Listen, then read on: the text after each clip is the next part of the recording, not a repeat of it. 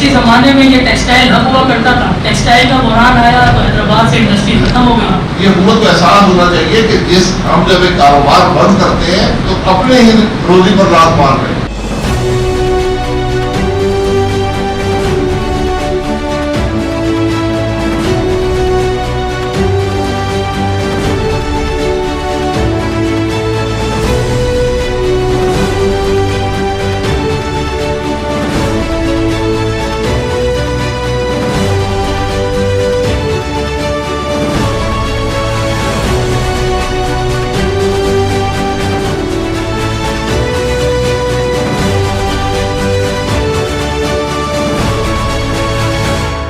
سابق وزیر اعظم پاکستان شاہد خاقان عباسی اور سابق وزیر خزانہ پاکستان مفتاح اسماعیل نے Hyderabad chamber of commerce and industry کا دورہ کیا. صدر عدیل صدیقی نے خیر مقدم کیا. شاہد خاقان عباسی نے تاجروں و صنعتکاروں سے خطاب کرتے ہوئے کہا کہ صدر عدیل صدیقی نے صحیح معنی میں تاجر برادری اور شہر کے مسائل کا تذکرہ کیا. حکومت کاروباری طبقے کو سہولت دے. بنگلہ دیش اور متحدہ عرب امارات میں تاجروں و صنعتکاروں کو بنیادی سہولیات مہیا کی جاتی ہیں اور ان ممالک کی ایکسپورٹ دن بدن بڑھ رہی ہے. انہوں نے کہا کہ سی این جی اسٹیشن کی بحالی کی کوشش کرنی چاہیے. Swiss Southern gas company RNG کا ایک بھی کنٹینر نہیں منگوا سکی. 75 سالوں میں ہماری ایکسپورٹ $30 ارب تک پہنچی. سی پیک سڑکوں کا نام نہیں ہے, اصل کام ملک میں انڈسٹریلائزیشن کرنا ہے. FBR ٹیکسیشن نظام میں اصلاحات کی سخت ضرورت ہے. انہوں نے کہا کہ نوجوان روزگار اسکیم کے باوجود بینک قرضہ نہیں دے رہے. دنیا میں ہمارے 115 سفارت خانے موجود ہیں مگر ایکسپورٹ بڑھانے پر کام نہیں کرتے. ہمیں سسٹم کو بدلنا ہوگا. مفتاح اسماعیل نے خطاب کرتے ہوئے کہا کہ 90% پاکستانی مشکل حالات میں زندگی بسر کر رہے ہیں. معاشی حالات مشکل دور سے گزر رہے ہیں. 24 کروڑ آبادی والے ملک کی ایکسپورٹ $30 بلین تھی جو کہ GDP کا 16% بنتا ہے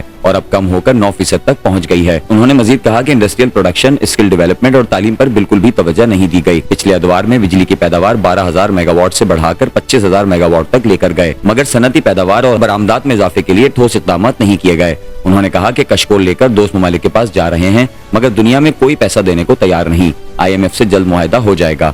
Hyderabad chamber of commerce and industry کے صدر عدیل صدیقی نے شاہد خاقان عباسی اور مفتاح اسماعیل کا شکریہ ادا کرتے ہوئے کہا کہ آپ نے حیدرآباد کے لیے وقت نکالا, اس پر میں آپ کا شکریہ ادا کرتا ہوں. آپ وزیر اعظم کے عہدے پر فائز رہے.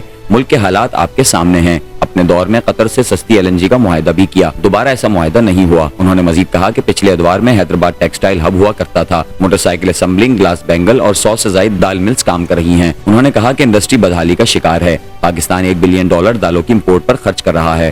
سندھ میں دالوں کی فصل لگائی گئی مگر حکومت نے پشپنائی نہیں کی. اس کا نتیجہ یہ نکلا کہ آج بھی ہم دالیں امپورٹ کرتے ہیں جبکہ ہم نے 1 ملین ٹن دالوں کی پیداوار سندھ میں کرنی تھی. تاجر برادری ہیسکو کو 30% ریونیو دیتی ہے. ہمارے مشاہدے میں ہے کہ ہیسکو, SSGC, نیشنل ہائی وے اتھارٹی, فوڈ ڈپارٹمنٹ, لیبر اور دیگر اداروں کے بورڈ آف ڈائریکٹر سیاسی بنیادوں پر تعینات کیے جاتے ہیں جو کہ تاجر برادری کی حق تلفی ہے.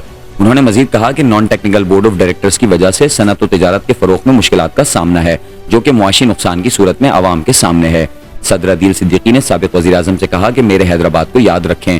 حکومت نے بجٹ میں 9,200 ارب روپے FBR کا ٹارگٹ رکھا ہے جبکہ مہنگائی کی شرح 38% کو چھو رہی ہے.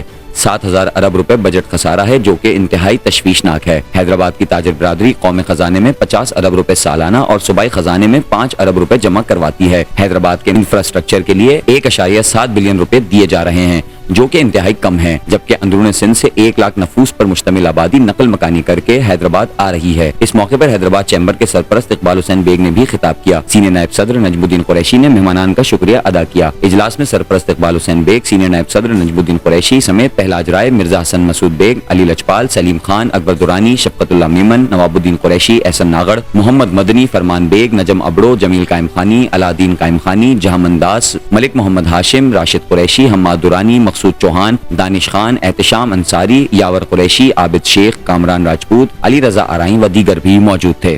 چیمبر سے ملاقات ہوئی, ان کے مسائل سنے, ان کی اکانومی کے بارے میں جو خدشات ہیں وہ سنے, اپنی بات ان کے سامنے رکھی. یہی تبادلہ خیال ہوتا ہے, اس کا یہی مقصد ہوتا ہے. کل ہم کسی فورم میں بیٹھے ہوں گے, ہمیں ان سے کچھ حاصل ہوا, ان کو شاید ہم سے کچھ حاصل ہوا ہو. دیکھیں, گروتھ انڈسٹری کی مشکل ہے.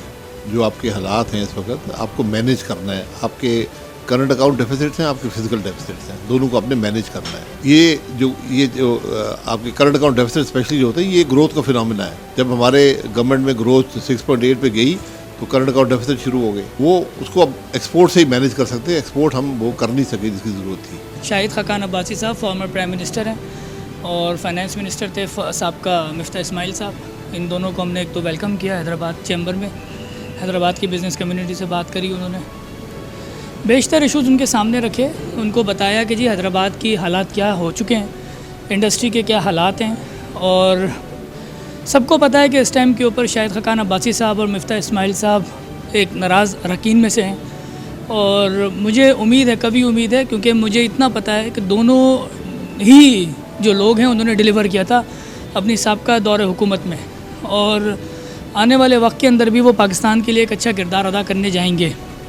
تو ہم نے حیدرآباد کی بزنس کے ایشوز سارے ان کے سامنے رکھے اور ان کو اس بات کا باور کرایا کہ اگر آنے والے دن میں آپ کبھی برسر اقتدار ہوتے ہیں دوبارہ, اور اگر وہ منصب دوبارہ سنبھالتے ہیں, تو ہمارے حیدرآباد کے ایشوز کو یاد رکھیے گا. برے وقتوں میں ہم نے ان کا ساتھ دیا ہے اور ویلکم کیا ان کو ایک طریقے سے, اور ویلکم کرنا بھی بنتا ہے, ایک سابقہ پرائم منسٹر آف پاکستان ہے. لیکن یہ کہ ان کے ساتھ بتایا بھی کہ جی ہمارے ساتھ کیا ظلم ہو رہا ہے وفاق میں یا صوبے میں, اسی حوالے سے ہم نے وہ بات کی گئی اور اپنے مسائل بتائے ان کو. انشاءاللہ تعالی امید ہے خاقان عباسی صاحب نے بھی اور مفتاح اسماعیل صاحب نے بھی امید دلائی ہے کہ انشاءاللہ تعالی اگر ان کو ایسا موقع ملا دوبارہ سے تو وہ ہمارے مسئلوں کو حل کریں گے.